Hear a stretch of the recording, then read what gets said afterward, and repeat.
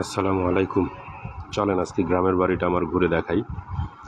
এটা পুকুর পাড়, আমাদের বাড়ির রাস্তা, এটা কবরস্থান, পারিবারিক কবরস্থান।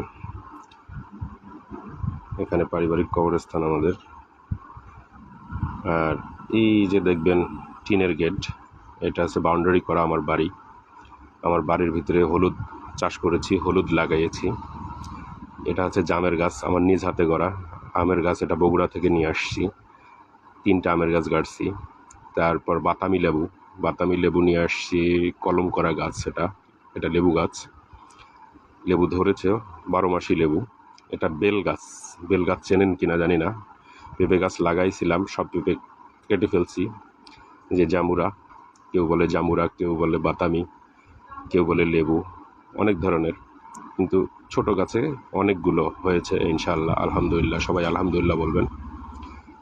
এটা কলমি, আমার নিজ হাতে কলম করা গাছ। এটা এই যে হলুদ লাগাইছি, পুরো বাউন্ডারি ঘেরা আমাদের পুকুর। আম গাছ আছে অনেকগুলো, আলহামদুলিল্লাহ।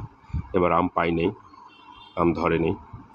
এই যে আমাদের বাড়ির রাস্তা, এটা আমাদের জ্যাঠতো বাড়ি। কাঁঠাল গাছ আছে মোটামুটি। কাঁঠাল সব পাড়ায় ফেলছে। এটা পুকুরে সবসময় গোসল করি আমার মেয়েকে নিয়ে। এটা আমাদের গেস্ট হাউস, অনেক আগে দাদা বানাইছিল। আমাদের বাড়ির আগেই না, এটা খুলি বলে। আমাদের এদিকে খুলি বলে, উঠান বলে কেউ। এটা খুলি। এই যে আমাদের বাড়ির ভিতরে ঢুকতেছি এখন। এটা বাড়ির ভিতরের দৃশ্য।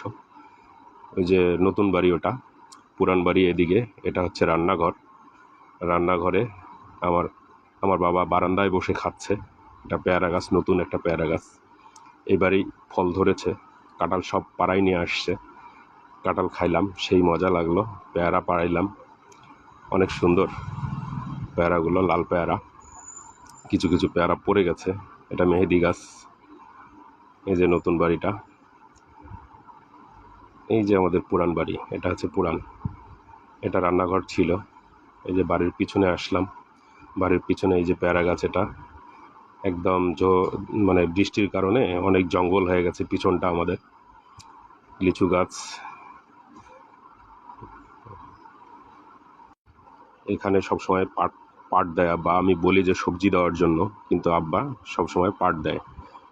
কেন যে পাটের উপরে এত আসক্ত আমি জানি না। বলি যে সবজি চাষ করেন, কিন্তু করে না। আলহামদুলিল্লাহ, অনেকগুলো জায়গা পড়ে আছে, কিন্তু আবাদের জন্য বা সবজি চাষ করার জন্য